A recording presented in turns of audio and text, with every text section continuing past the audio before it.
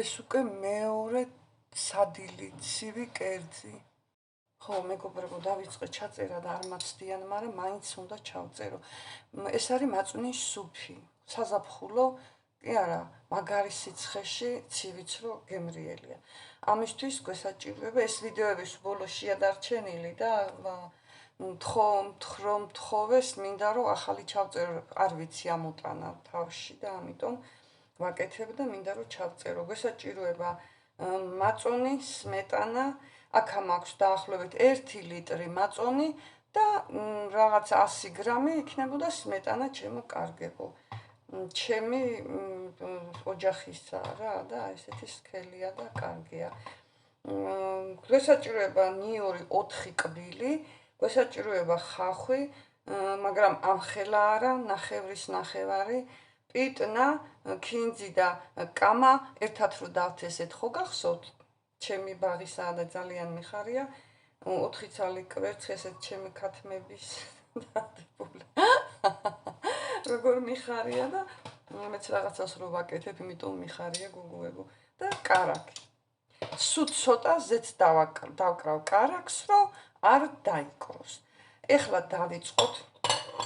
ჯერ გეტყვით, რომ აქ ხო არის 1 ლიტრი. დაახლოებით 1 litrს წყალს დავასხა, იმიტომ ჟავი უნდა იყოს მაწონი და ჩვენ გვიყვარს სქელი, მაწონის სუფი ძალიან თხელი არ გვიყვარს და ესე იგი 2 ლიტრა ივარაუდეთ, 3 კოლზი, აი ეხლა მეოთხესაც აი ესეთ ნაკრულს დავამატებ, ქვილი ჩემო ძვირფასებო და გავხსნათ კარგად. ამასობაში მე უნდა დავკრა ხახვი და გეტყვით ეხლა რა, ხახვი მე არ მიყვარს არც მაწონის სუფში და არც ჩიხითმაში, იმიტომ რომ ჩემნაირი ვიცი ბევრი იქნებით, მე ცოცხლდება ჭამის დროს, აუტირზე რომ მედება ცუდად ხვდები. ამიტომ აი ესე ვჭრი, ეს ადრეც ვიდეოში მიდევს და დავჭრი აი ესე დიდად მეგობრებო, აი ესე და ეგრე მოვშუშავ კარაქში და ზეთში. ესე ზომაზე მაქვს დაჭრილი გოგოებო, ეს რო კარგად შევარდა ვისფერდება, მე ამოვიღებ და გავქნევ რა, გადავქნებ შევარდი. რო ხახვის ნასახი არ იყოს.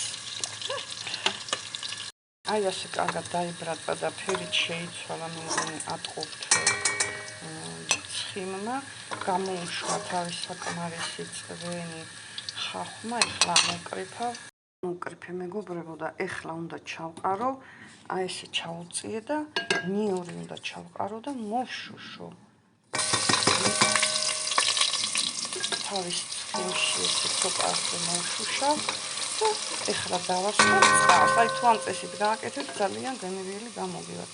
დავასხავ 1 ლიტრი. ხახვები დარჩენილა, ამებსაც ბოლო მოვუღოთ, ამოვკრიფოთ. წარმოიდგინეთ პირში, რომ გაცოცხლდება ხახვი. აი ასე. და ეხლა კიდე დავინახე. აი ასე გინაცვალეთ 1 ლიტრა წყალი უნდა 1 ლიტრა ჟავე მაწონს. მეგობრებო, როდესაც აი ასე ადუღდება წყალი, აქ მაქვს გათქვიფილი მაწონი და სმეტანა და ჩავასხავ ადუღებულში, რომ არ დაიმოკლოს. დუღარში უნდა ჩაისხას.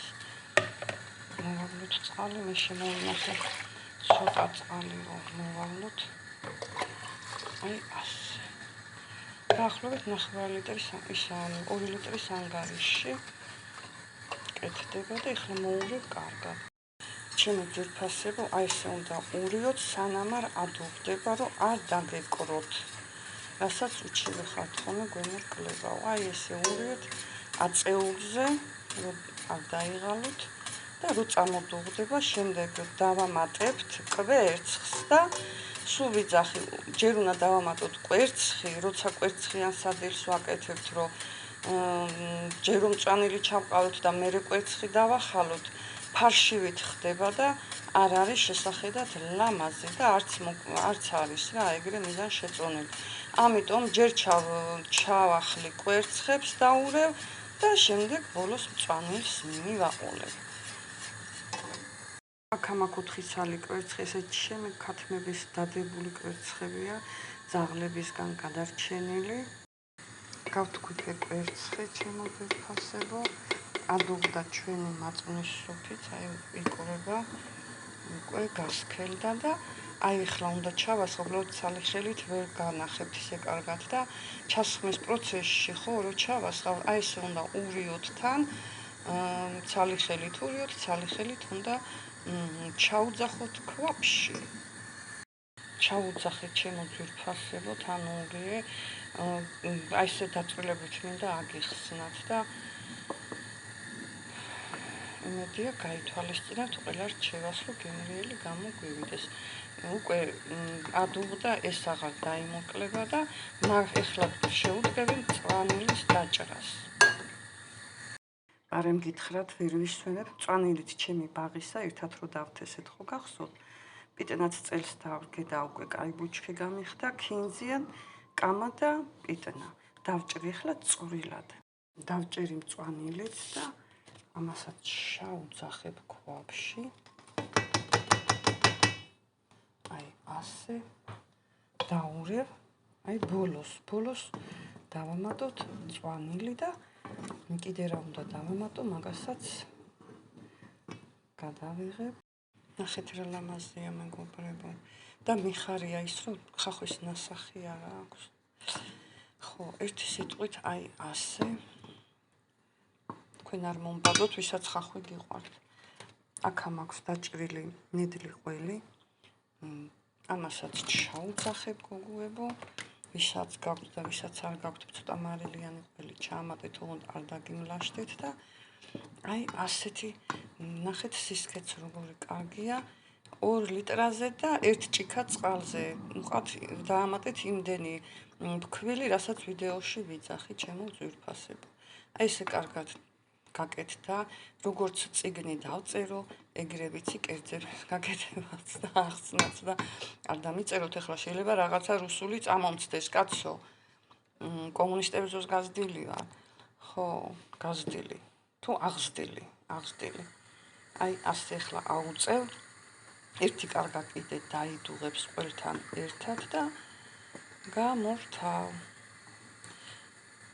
მე მივდივარ სხვაგან და ოჯახის წევრებს ისე არ დავტოვე, რომ კერძი არ გქონდეთ, სანამ მე მოვალ.